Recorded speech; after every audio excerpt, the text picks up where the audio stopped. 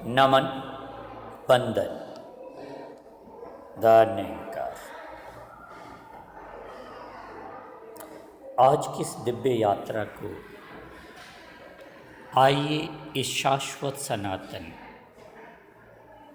निरंकार निराकार परम अस्तित्व के साथ यापित करने का प्रयास करते हैं। वैसे तो प्रयास शब्द भी ठीक कहना नहीं मालूम होता, यह तो बिना प्रयास के ही उपलब्ध है।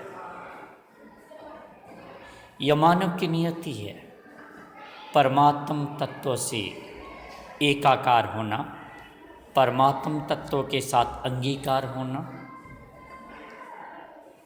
Because human being is potentially divine, divinity is the real essence of human being. संसार की यात्रा करते करते हम अपने आप को शरीरी समझ लेते हैं, इसीलिए कुछ मूल बातों को समझना बड़ा ज़रूरी है। परमात्मा सदैव से अज्ञात रहा और जो जिंदगी में महत्वपूर्ण है वह भी अज्ञात है।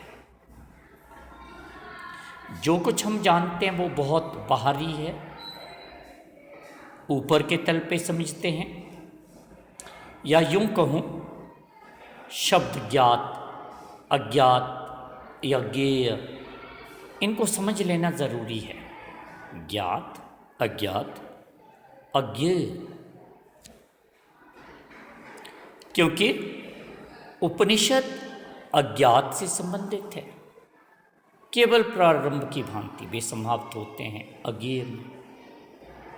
ज्ञात की भूमि विज्ञान बन जाता है, अज्ञात दर्शन शास्त्र या तत्वमीमांसा बन जाता है, और अज्ञेय धर्म से संबंधित हो जाता है। इसीलिए धर्मशास्त्र ज्ञात व अज्ञात में, विज्ञान व धर्म के बीच में एक कड़ी का काम करता है। दर्शन शास्त्र बहुत अनूठा, वह हिस्सा जो ज्ञान विज्ञान का, वह हिस्सा वो फिलॉसफी का हिस्सा नहीं बनता रहता।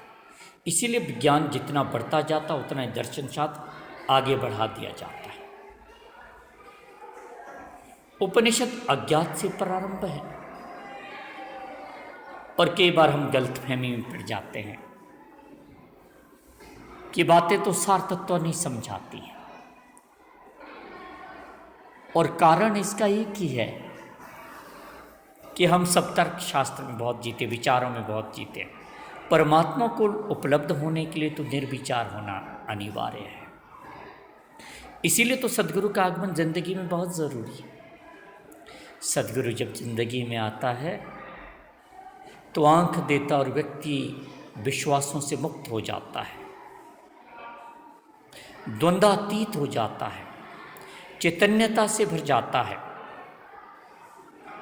और जब वो विश्वासों से मुक्त होता है तो विश्वासों के साथ जो जुड़े हुए विचार हैं, जो तर्क हैं, वितर्क हैं, उनसे मुक्त हो जाता, वो बोध से भर जाता है।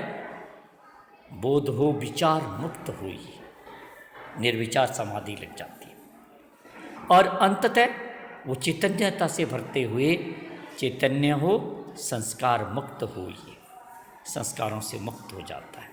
ऐसे परमात्मा का दीदार करना जीवन रहते अनिवार्य है। प्रेम आधार देता, अनुभूति से, भावना से, हृदय से, और सद्गुरु आंख देता है। आज इतना ही, शेष फिर कभी। नमन, वंदन।